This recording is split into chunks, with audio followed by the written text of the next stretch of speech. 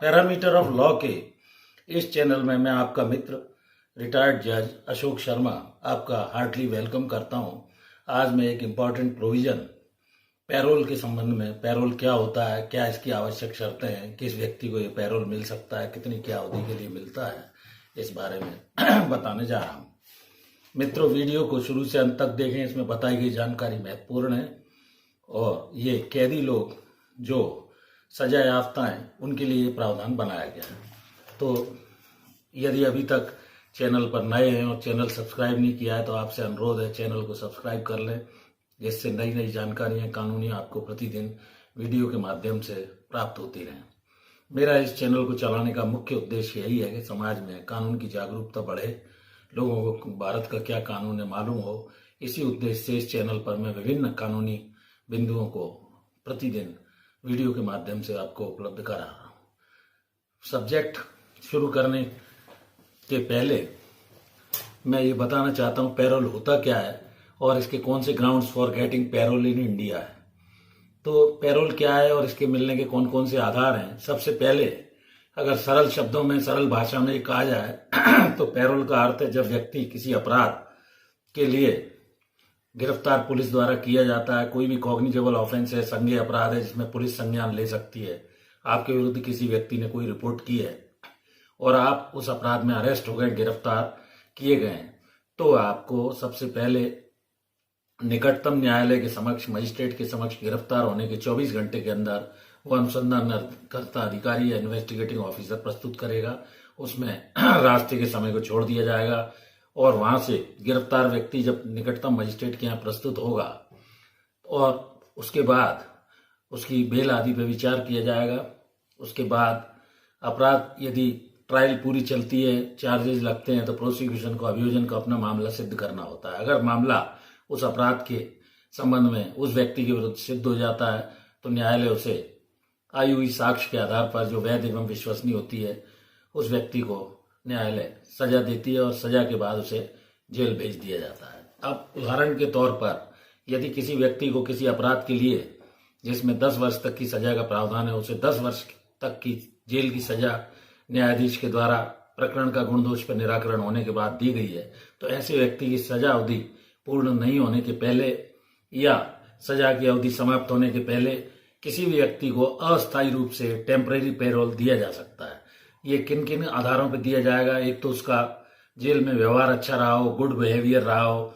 दूसरा, उसका एडवोकेट एक आवेदन उसी न्यायालय में लगाएगा जहां से उसे सजा दी गई, या हाईकोर्ट में भी लगा सकता है।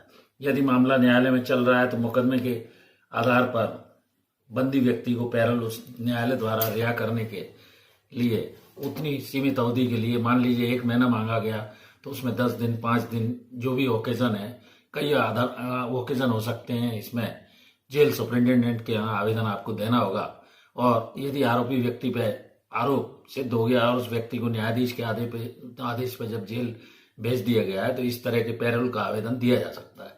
सुप्रीम कोर्ट के एक निर्णय के अनुसार, महत्वपूर्ण निर्णय, लंबी अवधि की सजा वाले कोई भी व्यक्ति को टेम्परेरी पैरोल पर रिहा किया जाना चाहिए, ऐसे माननीय सर्वोच्च न्यायालय के निर्देश हैं। न्यायालय या जेल प्रशासन इसमें कार्यवाही करता है। आवेदन उस व्यक्ति के द्वारा दिया जाएगा, उसकी ओर से अधिवक्ता प्रस्तुत करेगा आवेदन, और कुछ ऐसे आधार हैं जिनके आधार पर उसको पैरोल दिया जा सकता है। जैसे माता पिता की मृत्यु हो गई हो, माता पिता के क्रियाकर्म के लिए उसे बाहर आना है, या आदेश दे सकता है कि वो इतनी अवधि के लिए उनके क्रियाकर्म के लिए न्यायालय के आदेश के बाद जेल अथॉरिटीज उसे पैरोल पर रिहा करें। अपराधी का बैंक में कोई ऐसा काम रुका हुआ है जो बहुत जरूरी है, आवश्यक है न्यायालय की राय में, या तब भी पैरोल दिया जा सकता है। कैदी के अपने परिवार में कोई शादी वगैरह है, बेटे बेटी की, उसकी पत्नी है और किसी की तबीयत ऐसी खराब है, कोई संतान नहीं है, तो संतान प्राप्ति के लिए भी वो कन्विक्टेड प्रिजनर एडवोकेट के माध्यम से न्यायालय से पैरोल का अनुरोध कर सकता है।